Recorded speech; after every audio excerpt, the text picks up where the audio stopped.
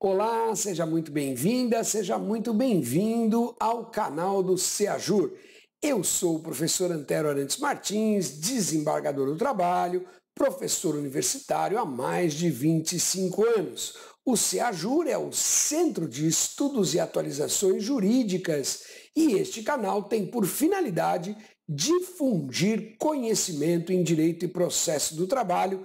Hoje nós vamos falar sobre nulidades no processo do trabalho. Então, inscreva-se no canal, deixe aí o seu like, ative o sininho para você receber o aviso de novos vídeos que chegam aqui no canal. Bacana? Bom, muito bem. Vamos falar de nulidades processuais. A gente precisa entender que o processo em si, não só o processo do trabalho, o processo civil também, ele é um instrumento de realização, de efetivação do direito material. Como um instrumento que é, ele não tem um fim em si mesmo, o processo não tem um fim em si mesmo. A finalidade do processo é efetivar, é materializar o direito material. Mas para que o Estado possa entregar a jurisdição e pacificar os conflitos sociais, o processo tem que ser observado. Quando ele não é observado, eu posso ter uma nulidade processual. A nulidade, portanto, é um estado em que o processo se encontra que não permite que ele produza o efeito que dele se espera, que é uma solução para o conflito social, a pacificação do conflito social pela entrega da jurisdição. E isso ocorrerá nestas situações em que o processo tem algum defeito, algum vício na sua tramitação.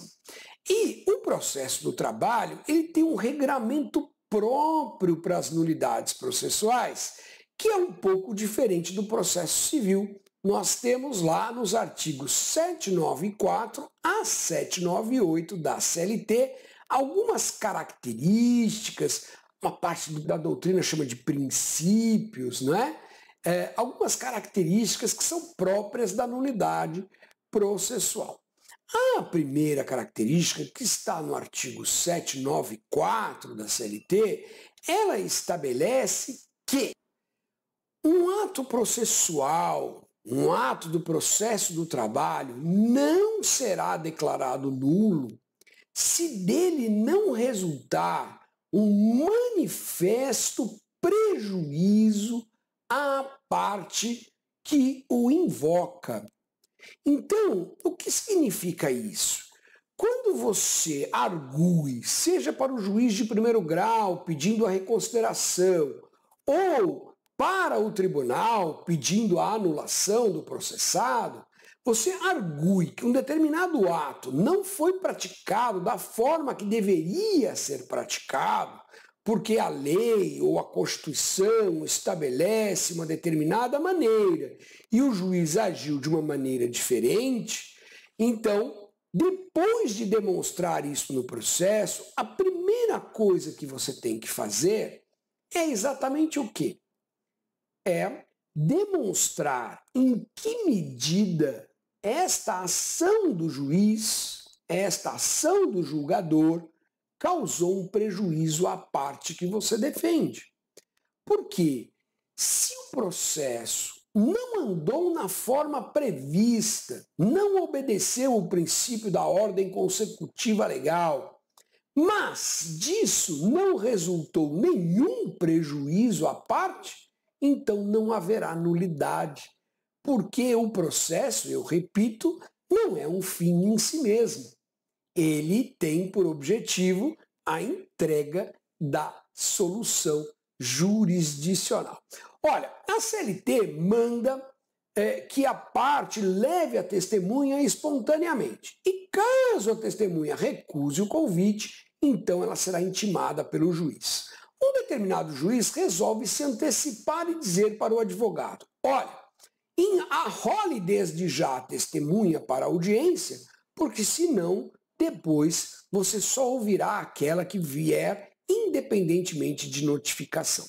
Abre parênteses, eu acho que o juiz agiu bem aí, mas eu não vou entrar nesse mérito.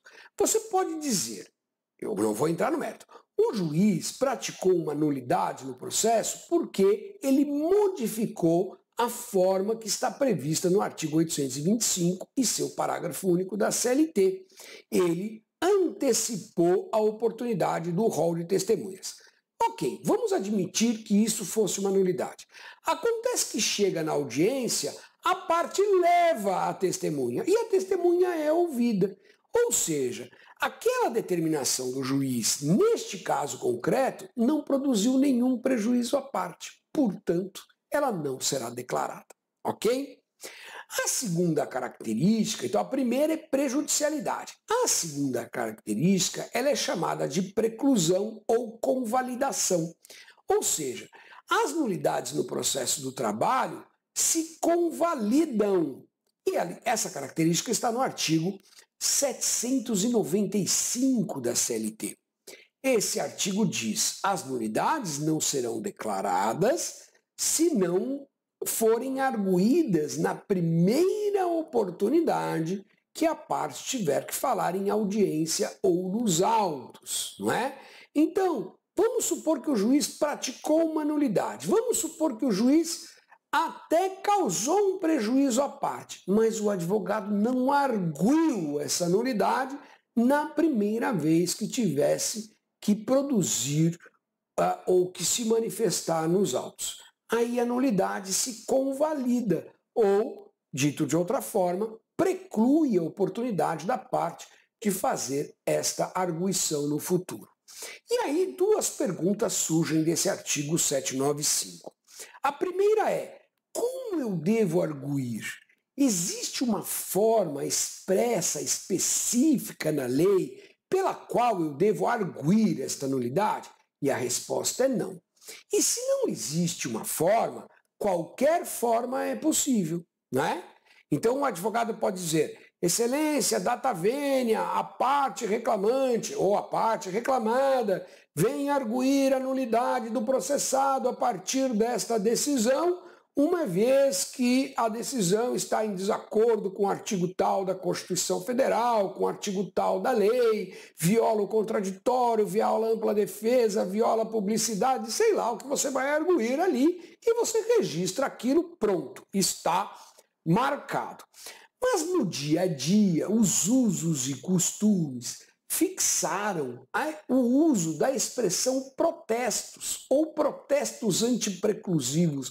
Quando eu advogava lá em 1900 em Guaraná com rolha, eram protestos antipreclusivos. Hoje, protestos já é suficiente. Então, a parte manifesta os protestos, pronto, já ficou ali registrado que a parte está arguindo uma nulidade.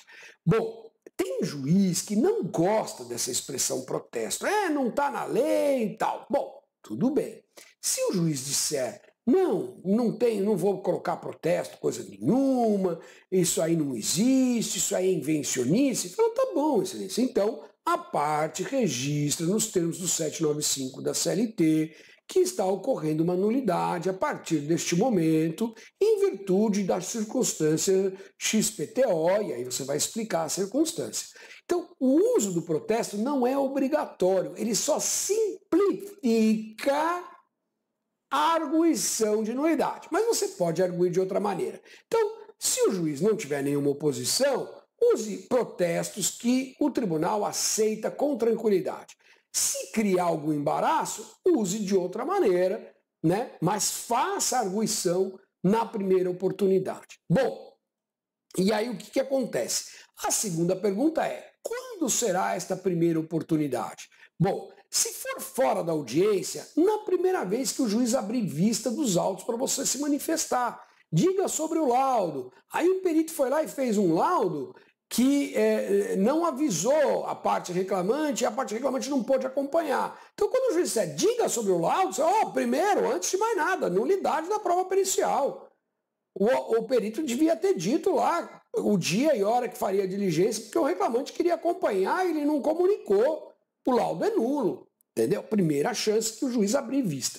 Se for audiência, na primeira oportunidade que o juiz lhe der a palavra para se manifestar. Não é? Então você, advogado, pede a palavra para se manifestar. Se o juiz der, já é ali. Se o juiz não der, em razões finais, porque em razões finais o juiz é obrigado a lhe dar a palavra.